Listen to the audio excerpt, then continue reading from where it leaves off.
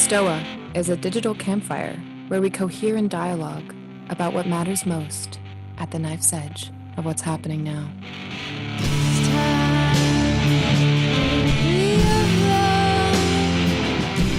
Welcome to the Stoa. We have about 50 RSVP today, but I heard there's some Zoom problems, so maybe people will be trickling a little bit later.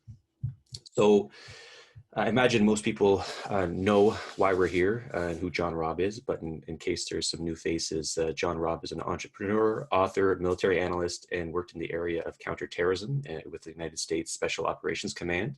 And he runs a very popular The Global Guerrillas Report on Patreon, where he talks about things like network tribalism.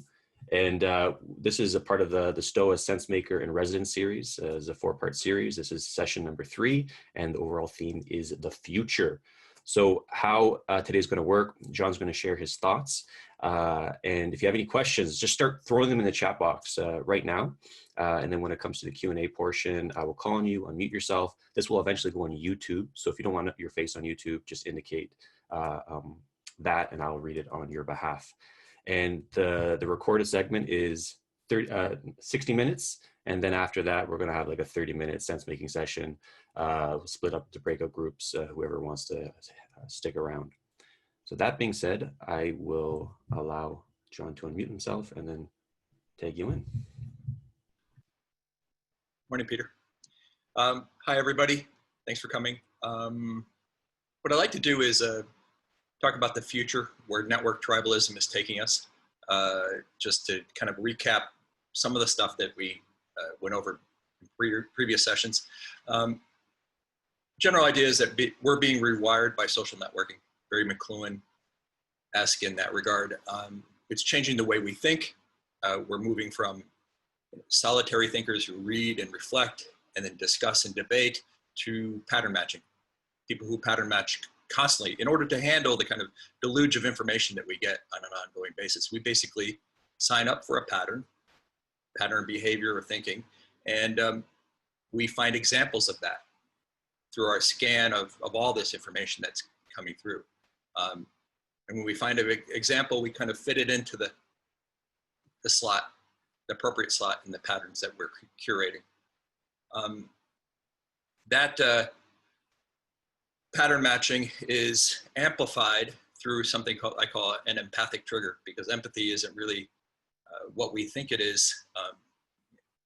In the common thinking is that it's actually a mental modeling of somebody who's a target of an attack, or somebody who's sharing a story.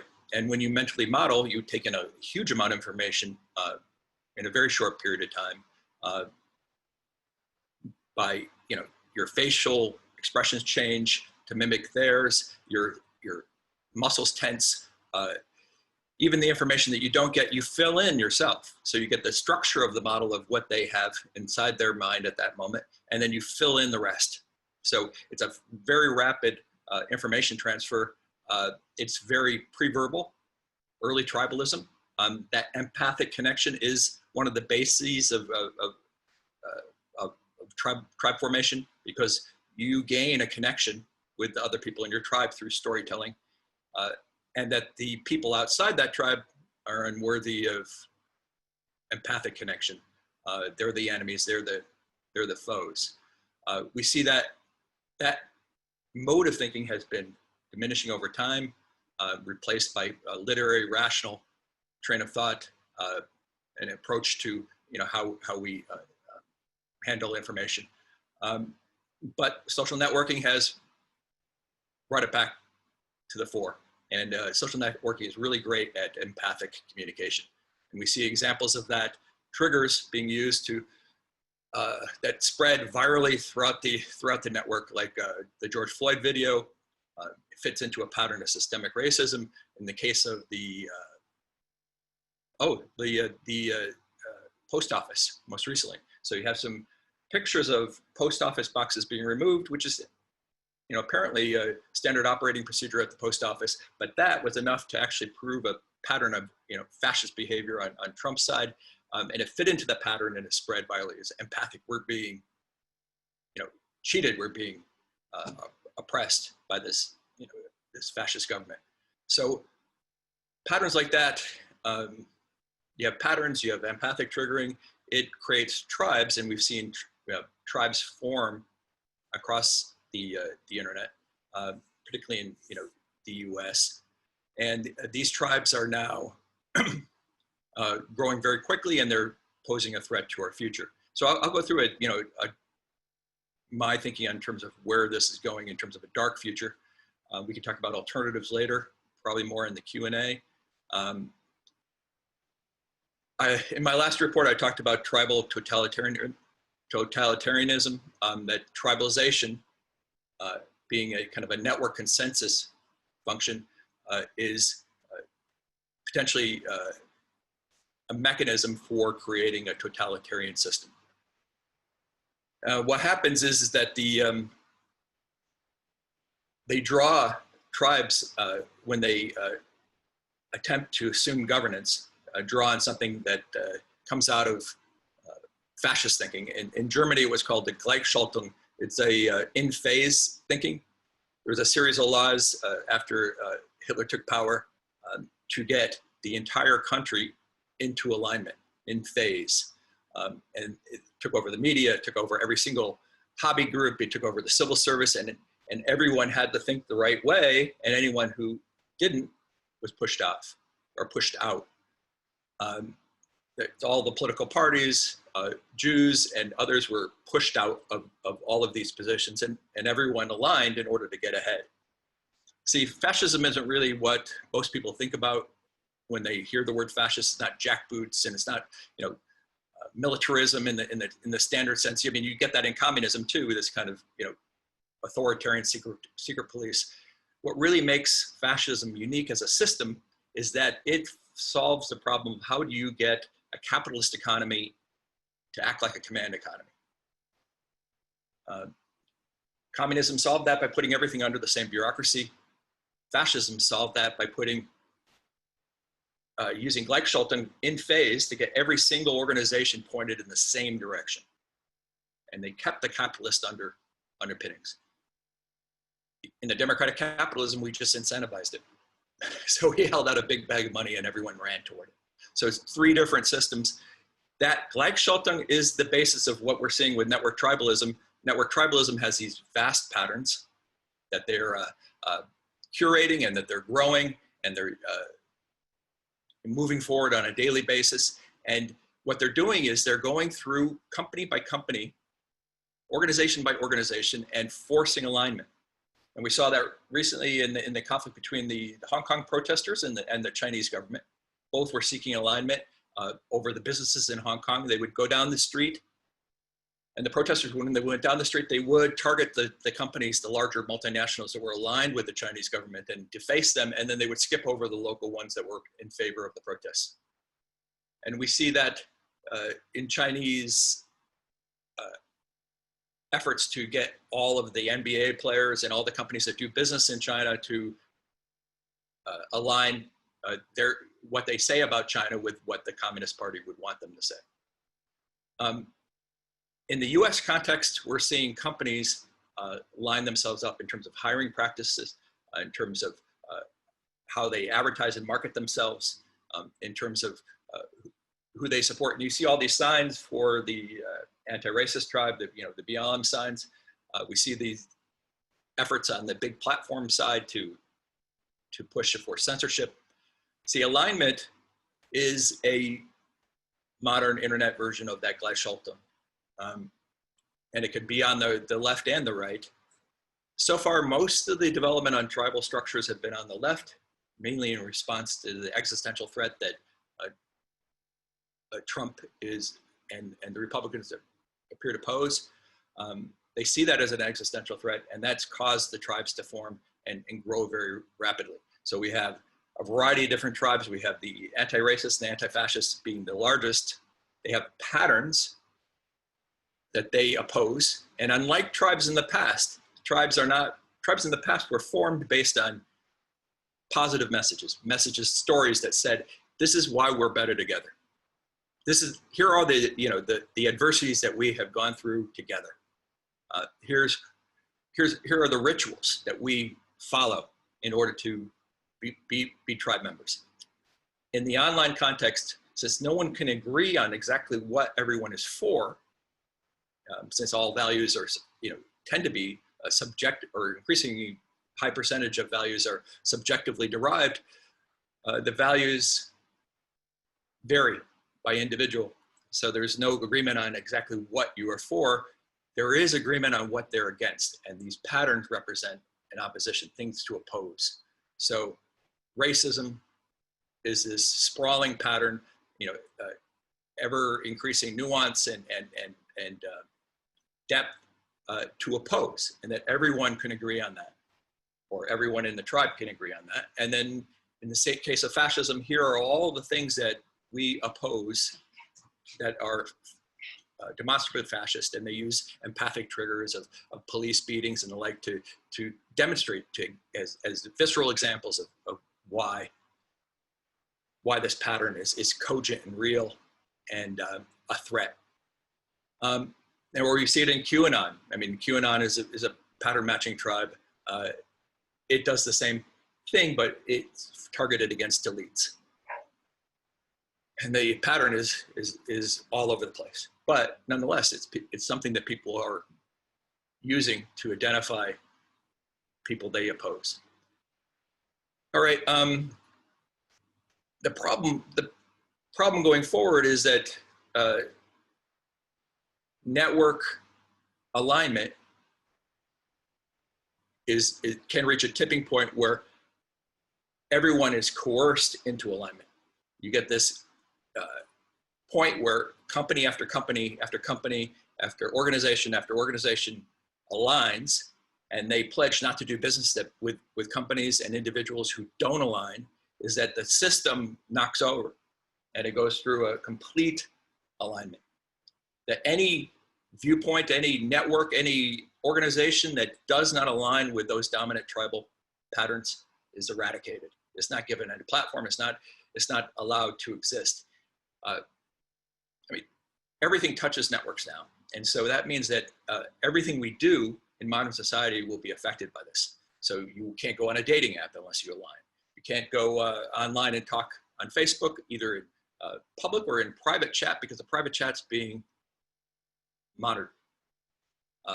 And it will be pulled if you cross the line. And that will be done with increasing sophistication as they look for more and more reasons to censor your speech. Organizations won't be able to do business. You won't be able to raise capital. You won't be able to accrue customers without aligning.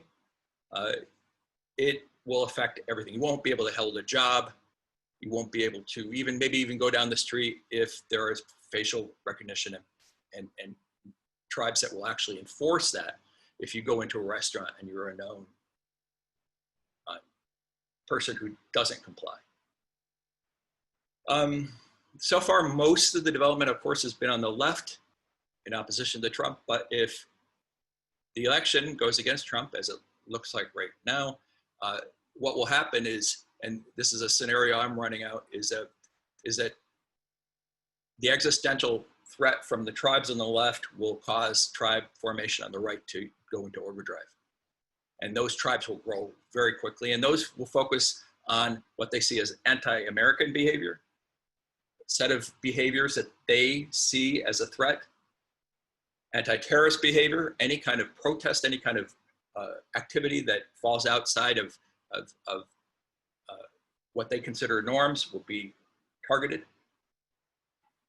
And if the tribe goes toward, or if the election goes towards Biden, there will also be, the tribes on the left won't stay static. They will continue to grow.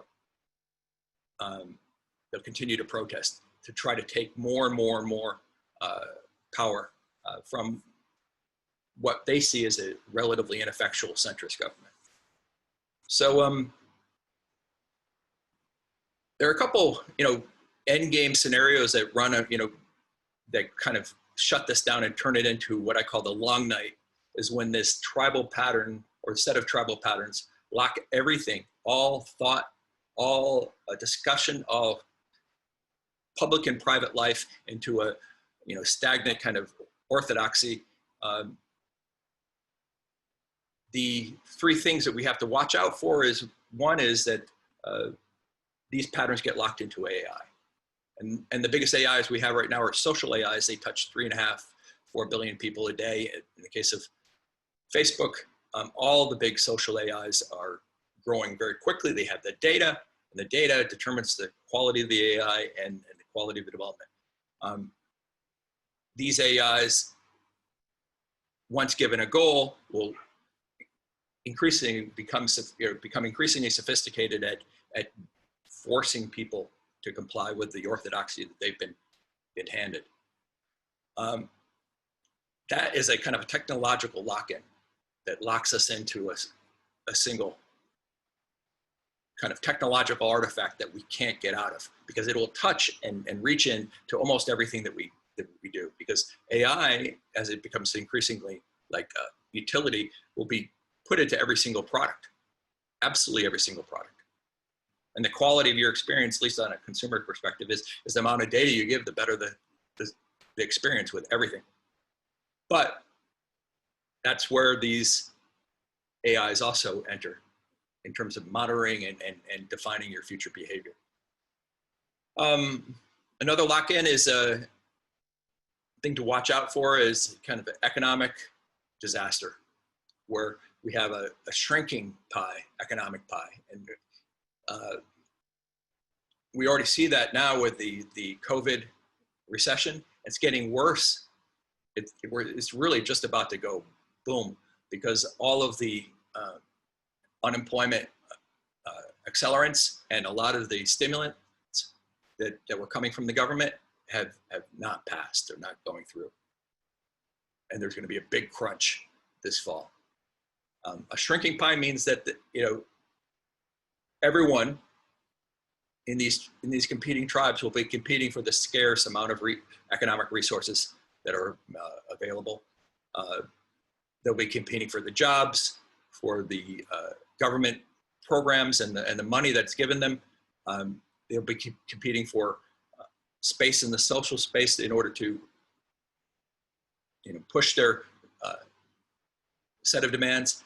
So economic disaster will accelerate things, just as it did in Germany in the late 20s. And the third thing is that if you see counterterrorism forces being used, so the U.S. has built this massive infrastructure for counterterrorism and counterinsurgency that's used globally, and it chews everything up that is targeted on, and a lot of the mechanisms necessary to actually, legal mechanisms necessary for turning it internally to focus it in on the United States, were put in place with the Patriot Act and follow-ons. It's really just a question of turning the key to turn it on. And so far, we've stayed away from turning this massive counterterrorism machine inward. And that includes everything from the monitoring of internal conversations and discourse by the NSA, all the way down to kind of the rapid fire no-knock raids that counterinsurgency forces would make, and then the kind of internal gitmo, secret prison, take people who are deemed terrorists and pop them out. If that gets turned on, say, anti-fascists, or they get turned on any of the right-wing groups, that's a lock-in sign. Because that thing, once it gets going, it has economic and financial reward loops that lock it in. It becomes a multi-billion-dollar business, worth hundreds of billions of dollars to the companies and to the organizations that are participating in it. In the case of the right-wing groups, that could be, if you widen the net, anyone who says certain things would be considered a sympathizer. All of that information would then be available if you've ever said anything that would be considered part of the targeted behaviors. You would be subject to all sorts of government restrictions on what you can do. This isn't restricted only on only to the tribes on the right, but it could be on, as we just saw recently, is tribes on the left as well. Once it gets going, it's a beast, and it will help accelerate moving towards a long night scenario. I don't see the election as the end point on this. It's just more of a milestone in this larger tribal conflict,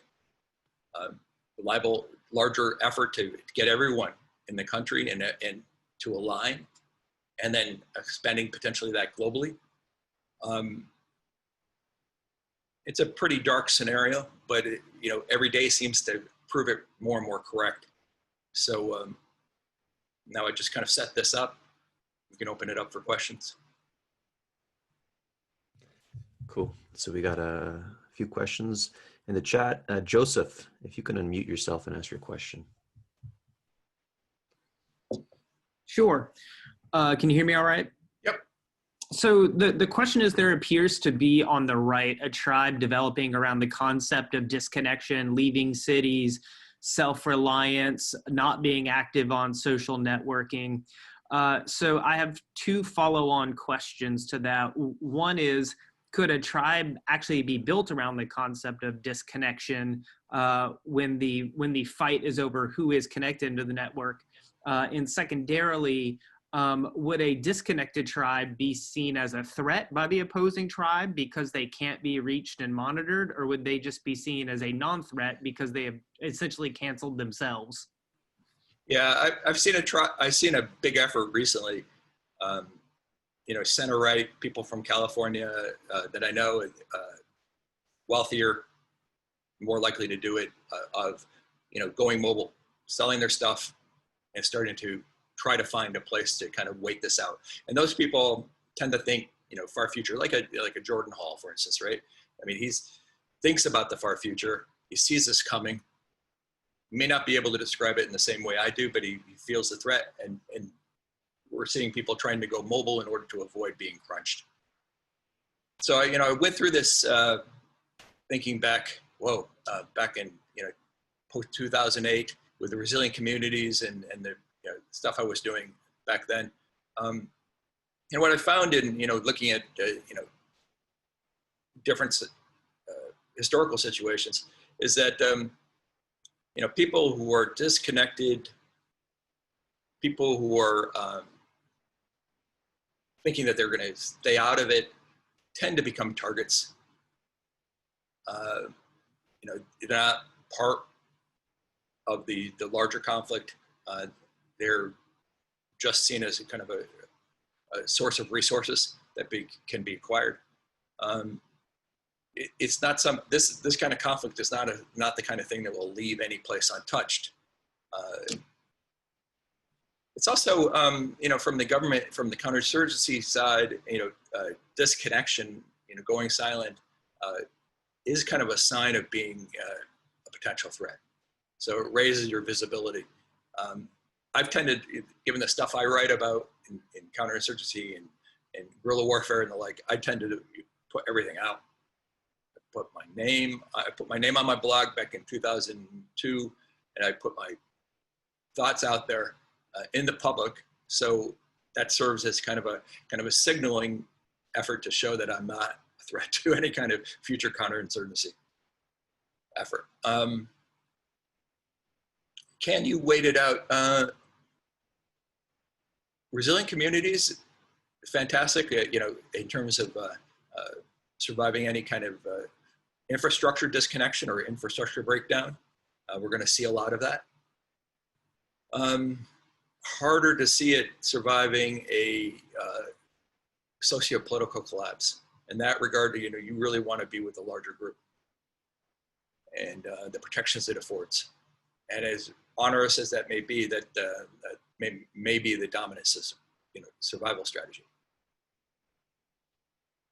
Yeah, I mean, did you ever hear about Bruce Sterling? My friend Bruce Sterling had a pretty cool little thing that he put out once. It said, in the apocalypse, it wasn't the small groups of people who were well armed that survived it. It was like the big mega churches, right? I mean, they had manpower and weaponry galore, and they were able to exert control over areas that you couldn't see happening on the small scale. They just rolled over the smaller groups. And that's your question. Yes, it did. Thank you. So I have a follow-up question on that. Joseph's question gestured towards like the long term, and I was wondering some short-term to medium-term strategies to deal with mimetic extortion in order for these tribes to create that alignment. And I'm curious if you can speak on sort of like these mimetic extortion techniques that are currently happening amongst his tribes, and how can we gain kind of like sovereignty to protect ourselves from it? Maybe just enough to buy some time in order for like this to think about more long-term solutions. Oh, wow. Trying to avoid alignment. I mean, most companies, even the small shops on the streets that are suffering protests, they flipped. So they put, up support for the protest, even though that they were being, looted or burned or whatever. It's just, it didn't matter. They align out of self-preservation. You see that with big companies and their quick move to alignment. The costs of alignment will be different. Right now, I mean, the tribes on the left tend towards kind of moral warfare. So you are shaming and disconnection from the group of morally aligned, around their center of gravity, will hurt your business. You just get fewer customers, and you get an inability to buy from certain places, and supply chains break down.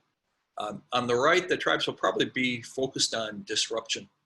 So you will immediately be disrupted. Whether that's there's a variety of different ways to do that. There's from the troll side. We saw Trump do that the other day with the Goodyear by calling for a boycott. And even though that it may not materialize as effectively as you may see on the left, but that disruption can be just easily done. And it drove down their stock price, and it probably will shave off 5 to 10% of their earnings this year. So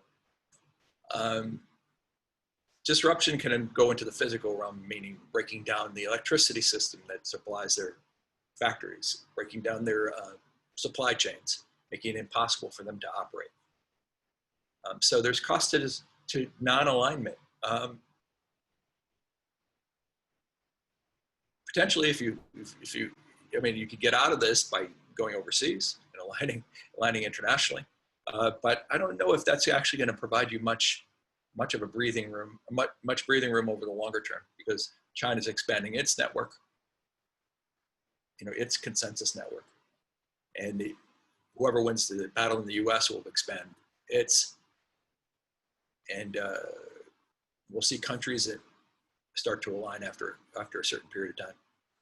So I don't know where you could actually go to maybe avoid this completely. Cool. Okay, next question. Bill, you had a question. Hi, yeah, can you hear me okay? Yep.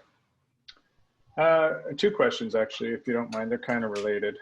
One was, you've made several comments about tribalism being a function of the left, well, at this current moment in time, at least. But what's your perspective on the Republican Senate's consistent support of Trump against their own internal beliefs? Like, there's many Republicans very clearly anti-Trump, but towing the line because of out of the same self-preservation that you're talking about, being part of the tribe, kind of speak. And then the other thing, you also mentioned that you weren't sure how much difference the election is going to make. So on that idea, do you see it possible that a different leader, some magical leader, could be able to bridge the current left-right tribal structure in the U.S.? Okay, well, the senators in the Republican Party aligned with Trump because they would be hounded out of office if they did.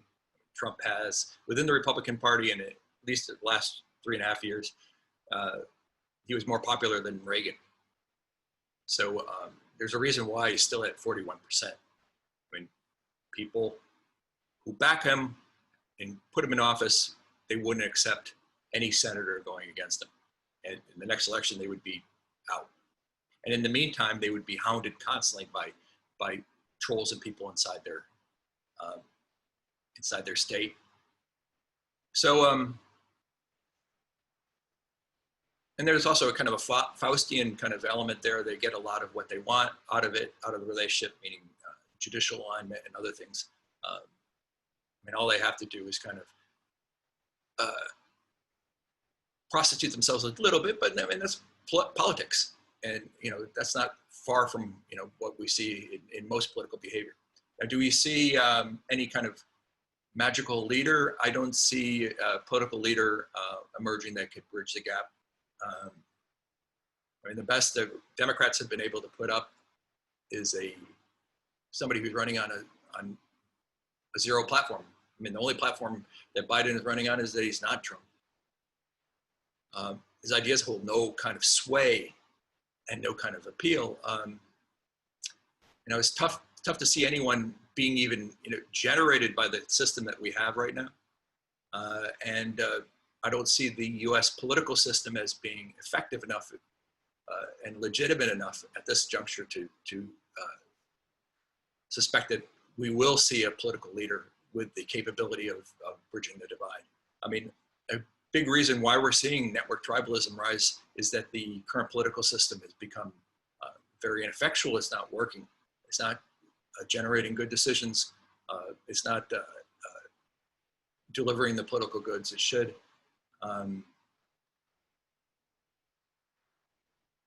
So I suspect the solution won't come out of the existing system.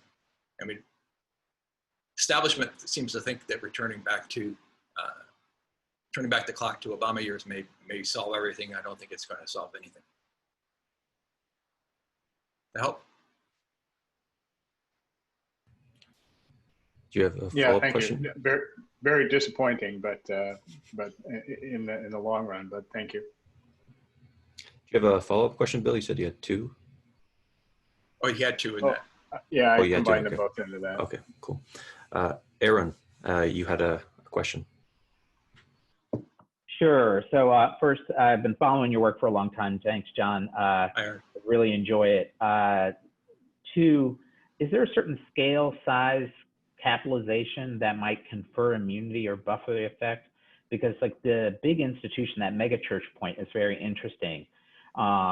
And I know that a lot of smaller organizations tend to not have group cohesion in the sense that they might be inclined to say more drastic or dramatic things, create a targeting effect around themselves, and then somebody kind of marks them. But bigger organizations have these kind of political needs, so to say, to navigate a lot of different views at the same time and create some kind of consensus, which the empathic triggering kind of societally does not do. So that's kind of, I think just that's my question. And then the second thing is, if that is a possibility, is how would somebody navigate that middle in a time where of wide scale polarization? Right. So I'm reading it as a consensus positive view. You know, which organizations can generate a large degree of positive cohesion with a positive message. And that's extremely hard to do in this environment. Everything is built to take things down, to reduce it, to cleave it, to break it down.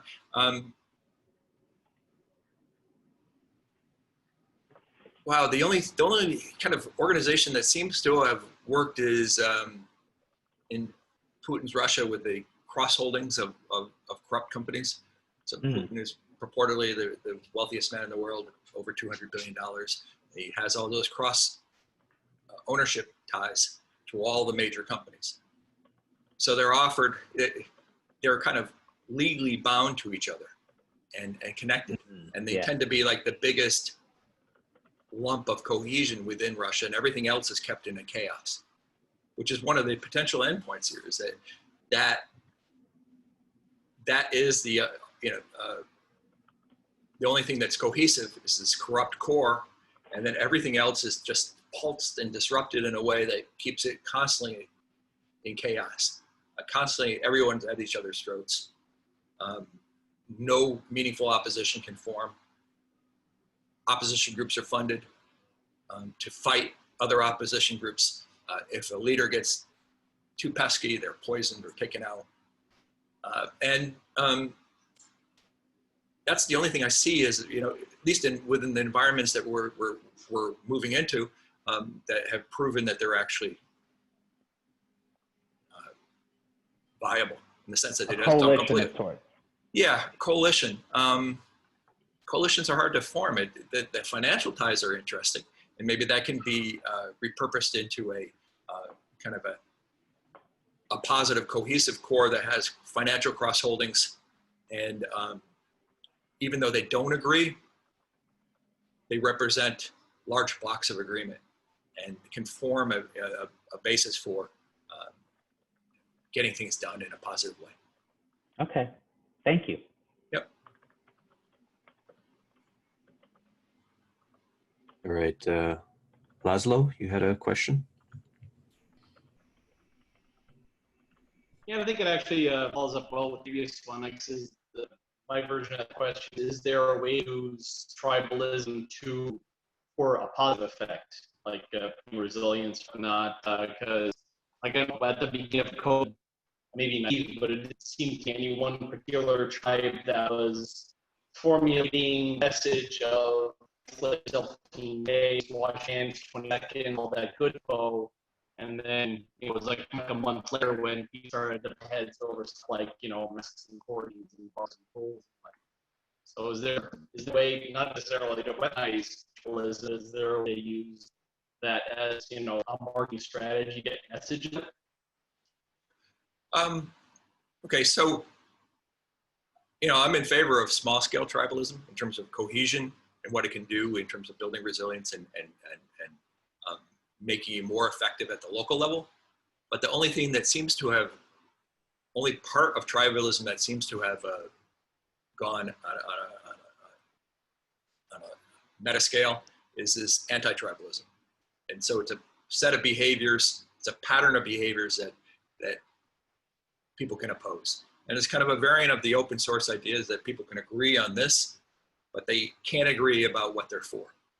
Now, is it possible that we could build a tribe around a set of things that we oppose that are narrowly constrained, right? That are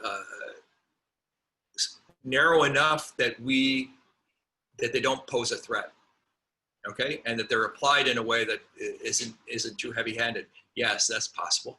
And that the problem right now is that the patterns that are being developed are metastasizing. They're growing in every which way. They're being curated by millions of people and they're open source. And so everything is being added to them. And then you have these empathic triggers that turn it into a tribal framework, meaning that everyone who's affected by this pattern, they're given complete empathic connection and they're part of your tribe and you feel deeply they are you, and that everyone is potentially identified by this pattern is a tribal enemy. I mean, they are afforded no empathic connection and they are subhuman in many respects. So can we constrain it? That was kind of my hope, is that we'd never get to the tribalism point, that we would have a consensus form around a very narrow set of ideas, and that we get those done, and that we use dissent to kind of break it apart, kind of a new dynamic in network decision making, at the social level, is that we'd have one side would be complete consensus and the other side would be chaos, and those would be the new left and right, and the middle ground would be this consensus that would form around something that was timely, that was necessary, that had to get done, and that we couldn't get agreement on any other way, because the other decision-making systems were ineffective in this environment. And that the dissent would break that down when that consensus failed to achieve its goal or didn't provide any further benefits or was overreaching. So is it possible that we form a tribe around a narrow set? Yeah, I mean, that would give it a lock-in. But tribalism tends to be a disorganized thing. It can get way out of hand, and in the current incarnation, it's very dangerous. Sorry. Okay, yeah. It's still saying gloomy answer, but that answered my question. Right. All right, Ryan just threw a question in the chat. Ryan, if you can ask your question.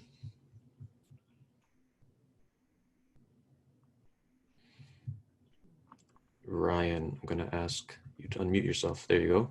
There we go. Sorry about that. So I was just wondering, do you expect there to be any technological innovation supporting the tribalization, or do you think most of the technological innovations already taken place, and that most of it's going to be social innovation from here on out? That's going to. Oh, yeah, there's a lot of technological innovation. The biggest of which is where AI goes, and I mean, McLuhan offhandedly said that, you know, the way we survive this kind of global villager future where everyone's at each other's throats and in each other's business is that we turn society into a technological artifact, and that kind of mitigate these connections to kind of give us some personal space because we're so close to each other. I mean, when somebody tweets something online, it's like in your face, it's like in your pocket, and then you took it out and it's like there. That's closeness isn't seen anywhere else.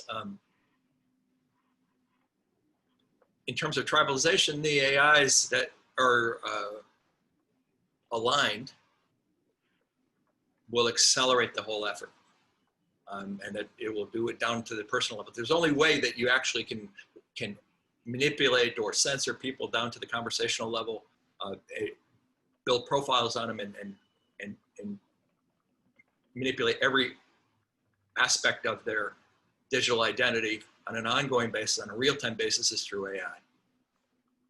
To do it for 330 million people here, or do it for 3.5 billion people, it can be done through AI in real time.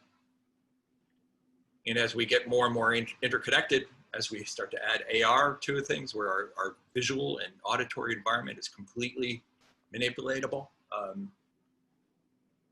yeah, things get really dicey. And if tribal alignment is being forced upon everybody, yeah, that's how it's going to actually manifest itself through those technological developments. That answer? It does. So it sounds like you'd say that you see AI as the primary driver, and then maybe some supported technologies like AR or VR. Yeah, I mean, I don't see AI as a kind of a human-like. I mean, despite all this effort to try to create a human-like intelligence, I see it more of a symbiote. I mean, symbiotic with us. It lives in the spaces between us. Those are the AIs that are taking off, becoming the biggest. Those are the neural nets that are becoming the richest and most nuanced. That social space, that space between us is full of data, and it's very easily to manipulate, particularly since we're becoming kind of digital entities. Things that, one way out of this potentially, and that comes out of this kind of view of AI, is that we start to get more control over our digital identities. I propose kind of data ownership is that you own all of the data that's produced on you and collected about you, every manifestation of it, everything that's built on that. You have an ownership stake in, and that controlling interest drives a series of developments and could create a dynamic where we see the development of beneficial AIs that maximize your achievement, the achievement of your digital identity. And every improvement in that digital identity confirms benefits to you. That may be a kind of a marketplace kind of dynamic to get us out of this, networking dynamic that could counter this. But I don't see anyone even moving towards that. They're still debating, what privacy is, kind of a never-ending debate, rather than moving towards something that's more definable, more tangible, like ownership. Okay, thanks, John. Yep, thanks.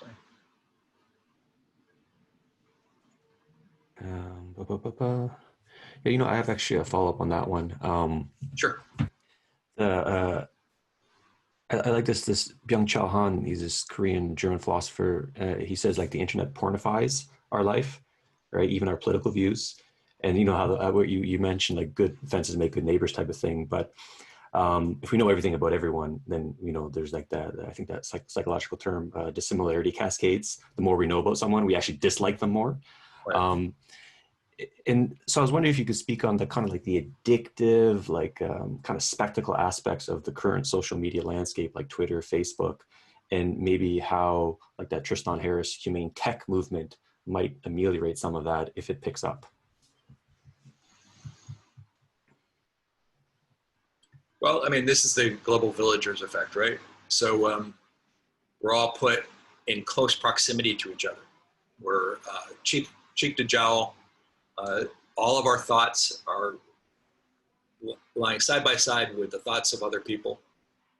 And anytime we see something that's dissonant, anything that's potentially objectionable because of the proximity to us, and we react strongly.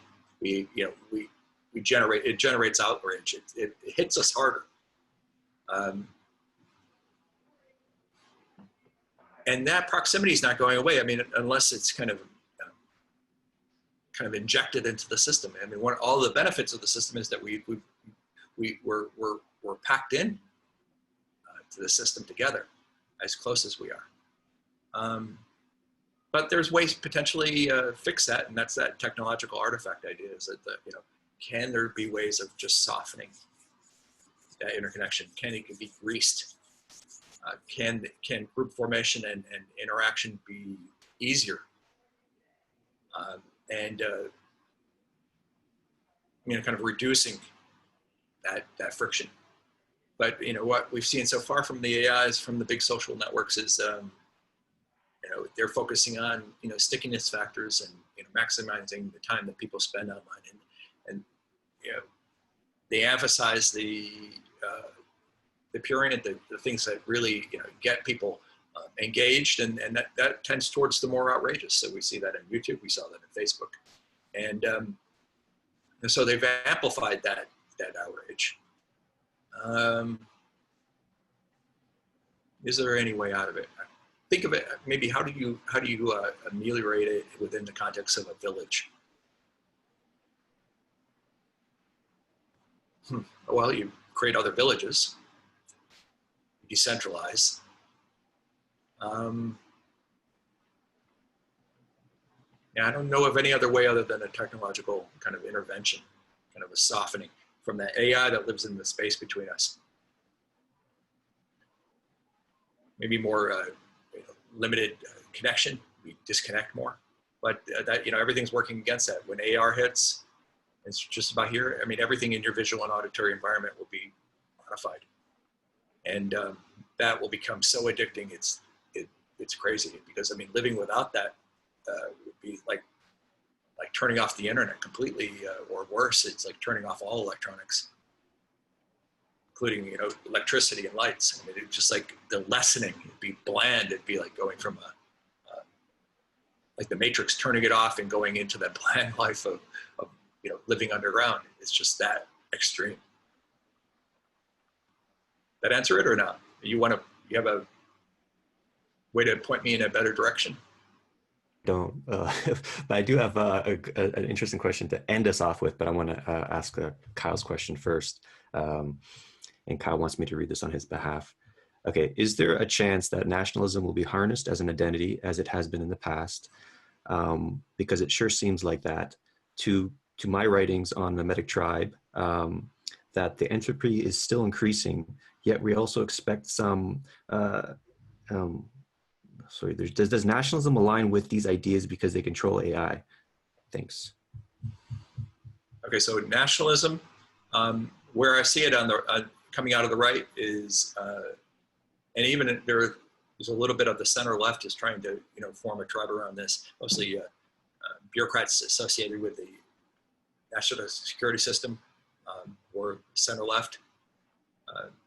They're pushing for what they call something anti-Americanism, as defined by these behaviors. It's not like a positive nationalism. It is an anti-American or anti-national behavior.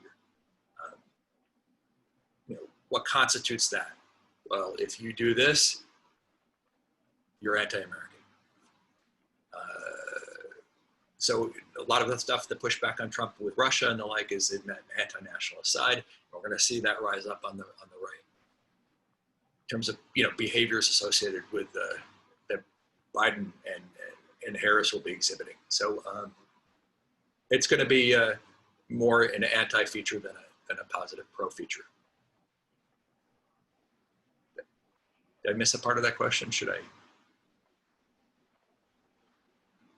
He says thanks privately to me, so I think you got it. All right, rock and roll. I did get an email question from Shannon Day, and you touched on it already, but I'll read it because the framing is somewhat different. I might jog some insights. Okay, so how do you view the relationship, which is often seen as symbiotic, between powerful hierarchy organizations like Amazon and network tribes? We obviously see corporations signaling some sort of alignment, but does it go deeper than that? For example, Amazon might ban a couple of books to appease a seemingly powerful network tribe. That network tribe might therefore not be anti-Amazon. In short, Amazon provides the monopoly that allows them to have some sway in terms of which books, docs can get banned. In return, Amazon signals alignment to their tribe. Thoughts? Yeah, network alignment reaches inside these organizations. And remember, that alignment's based on that Gleichschaltung. It's like this: how do you get a capitalist economy to all point in the same direction? Every company, every organization, every individual, all moving in the same direction. And what we're seeing with the big companies is that these tribes are reaching inside the bureaucracy. They're flipping people. And those people are internal watchdogs. You see that kind of revolts in Google, and you see the revolts in Facebook. And then you see the revolts in the government bureaucracies as well, where people who are flipped or are part of the tribe who have a different, we say in fourth generation warfare terms, you kind of a different primary loyalty, are fighting against any kind of directive from the top of the hierarchy that they are a part of. So the bigger and more electronic our supply system is, our retail system, our system is, the easier it is to force alignment, because then you can instantly instantiate that across the entire country. It takes, if it was a largely offline environment, it'd take forever to try to get things to align. One thing Germany found with their Gleichschaltung is that it happened much faster than they ever anticipated. And I think it was due to the crucible of the Depression. People were aligning out of self-preservation, because to not have a job in that environment was the end. So, but it happened even quick in a relatively disconnected environment. So in a connected environment, it can be sweeping and it can be almost instantaneous. Since the tribe's pattern is constantly being curated and it's metastasizing, it will constantly look for new ways to force alignment in the companies and organizations that purport to be aligned. There'll always be people, digging in and saying, look what they did. They didn't align. And this is an example of it. And then they'd be swarmed, and then they would change their behaviors, fire that person, redux the organization in order to force to get back into alignment. You're going to see that all the time. And it's for nonsense. I mean, largely these patterns are filled with nonsense. A couple key truths, but frankly, most of it is really, it gets into nutty land. I mean, as we saw with QAnon, it's mostly nutty land, but it's a pattern that has some elements that seem true or appear to be true within it, and that's enough to keep it all cohesive. Yeah, I don't think hierarchies have much of a chance. I mean, what we're seeing on a meta scale, we have old nationalism as a kind of the tribal decision-making system. We have institutions, which are the bureaucracies that run modern life, everything from academia to science to government to corporations. Those are hierarchies, great at mobilizing. And then we have markets, which are used in elections to elect the head of these bureaucracies by and large. Even corporate bureaucracies are dictated by the market. And the new one is the networks, and the networks appear to be stronger than everything. And they can enforce their will across the board. All right, so we'll end it with Paul's question. Hey, John. So my question is, so given that governments, at least in the US, seem so far behind all of these trends, what other levers do you think society has to change the incentive structures on platforms that drive network tribalism? Yeah, the governments tended to shy away from actually trying to force platforms into alignment, because they don't really have anything they really want to align them on. They're so divided, and so ineffectual, and unable to generate consensus through their own actions. And these platforms are multinational. There's always a worry on every single government wanted to have their way on the platform. No one would agree. No one, there's every other government would try to force them not to change. So the only system that seems to be effective at actually forcing these platforms into alignment are these tribal structures. And they're doing it a lot through kind of internal subversion. They're flipping employees and getting those employees to align. So far, most of the effort has been forcing those companies to align with the U.S. values within the U.S. But the real gold mine is when it goes overseas, because you have a huge number, 3.5 billion people on Facebook, right? So places like the Philippines, 90% plus of their news comes from Facebook. You get countries like that all across Southeast Asia, all across Africa, who are in that system. If you can get control of these platforms, you can dictate a way of thinking across billions of people simultaneously, particularly with AI support. So there's a global element here. It would sneak up and go faster than any of these individual governments can respond. If they, we already see Facebook, involved in elections globally, sometimes siding with one side or the other, deleting posts, in the mix in terms of deciding what's true and what's not in terms of those elections. And I don't think they have nearly the expertise necessary to do it, but nonetheless, they're already involved. Yeah, if you can control the technological platforms and basically everything outside of China is on US platforms, then you can dictate the future of the world if you force alignment. It's not going to come from the governments. I don't see them even being players. They're too divided, and every single disruption we get from the complex global environment that we're in makes them weaker, makes them less effective. They just aren't really good at responding to those events. All right, so we're gonna end here. I will sneak in my last question, which will take on what. So the question was, are you optimistic or pessimistic about all this? And then the question I'll take on to that is, what are we going to talk about for the final session next week? Optimistic long term, pessimistic short term. It feels like the tribal network growth is going so quickly, and the alignment is happening so fast, that the political establishment is totally out of touch with what's going on, particularly the senior political leaders on the Democratic side. They think they could just turn back the clock, and it's just not going to happen. They're going to get rolled from both sides. I think, though, that over the long term that we'll come up with some solution. There's an outside chance that we'll get locked in, that AI will lock us into these orthodoxies, and we get that long night scenario that just can't get out of. We're fighting this opaque machine, or opaque intelligence that's living in between all of us, and it's dictating a way of interacting with everybody else that we can't find a mechanism to get around. And it's in everything.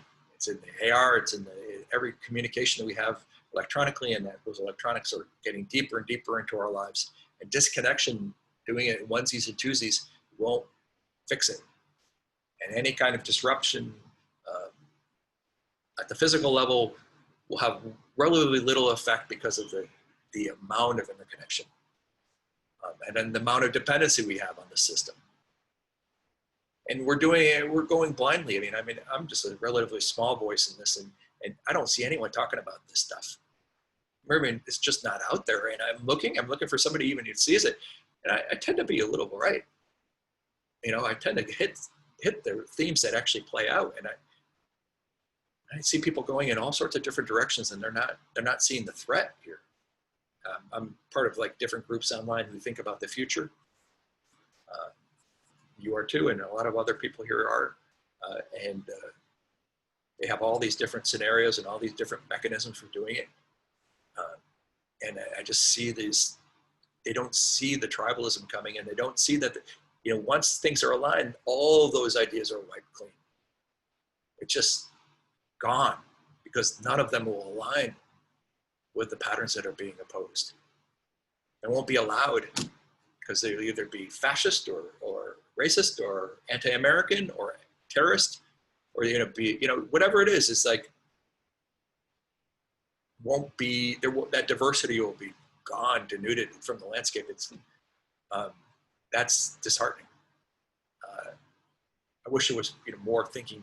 I don't see a cohesive mechanism yet that will get us out of this. Maybe the little seed with the private ownership of the data, that may be one of those things that sets in motion a change that could be built upon. Ownership of that data then gives you a little bit of space as an individual that like-minded individuals can start to connect. But without it, our data is owned by the state, it's owned by corporations. They can do whatever they want and define privacy which way they want. And we're lost. Our digital selves are thing that generates, how we connect with the world, and thing that generates our wealth is be lost out there in the ether. It's under the control of other people, other systems. Anyway, I'm probably running long for this answer, but. So on that note, bring your positivity and optimism next week for John in the chat box. Any kind of theme that we're going to run with next week? Well, I'll start to maybe put together some stuff on ways out of this. We can build on the ownership side. We can maybe go into kind of something I haven't fully fleshed out in a report yet, and I was thinking about doing. It was the selfish ledger, variant on that. If you have seen that, have you seen it? No. Oh, okay. Well worth watching. This idea that, we can cover that. It's a kind of a cool concept if it's riffed upon in the correct way. Cool. So yeah, I'll put that in the selfish ledger thing and kind of like maybe reading material people can look at. So I'll close out with some few announcements. If you want to stick around for another 25 minutes for some sense making, please do so. But first, John, as always, thank you for coming to the Stoa and sharing your wisdom. If you'd like to get immediate access to this video and the other videos and John's thoughts, you can sign up for his Patreon. You can also sign up for the Stoa's Patreon if you like these sense making and resident series, and you can check out the Stoa for upcoming events. We have one tonight at 7:30 p.m. with Daniel Schmachtenberger talking about the possibility of a meta-modern Stoicism. And next, or this, what is it? I don't know. Ask Daniel why he's taken off. Why? He seems to be one of the guys that's fleeing. Oh, okay. Right? So I just was wondering, ask him, put him on the spot with that. Okay. Why are you kind of like becoming a nomad? So like Jordan and like others. Right. I just want to see their thinking process because they haven't really articulated that. Do you want to come and ask that on your? Okay, I'll toss that. I'll see what I can do. We'll have more gravitas if it comes directly from you. All right. I'm sorry. Go ahead. No worries. So August 26th, what is that? That's a Wednesday. We have two RAN analysts, John Arquillo and David Ronfeld, who they released a monograph called Whose Story Wins? The Rise of the Noosphere, Noopolitik, and Information Age Statescraft. They cited a mimetic tribe paper too, so there's some kind of overlap with a lot of the stuff we talked about today. And this is their first book, The Emergence of Noopolitik. So if you like what's happening right here in this conversation, you'll definitely like that one. So you can RSVP to that. That being said, thank you for coming out. If you want to hang out, we'll go for a bio break for 1 minute, and then we'll start the sense-making groups in a moment.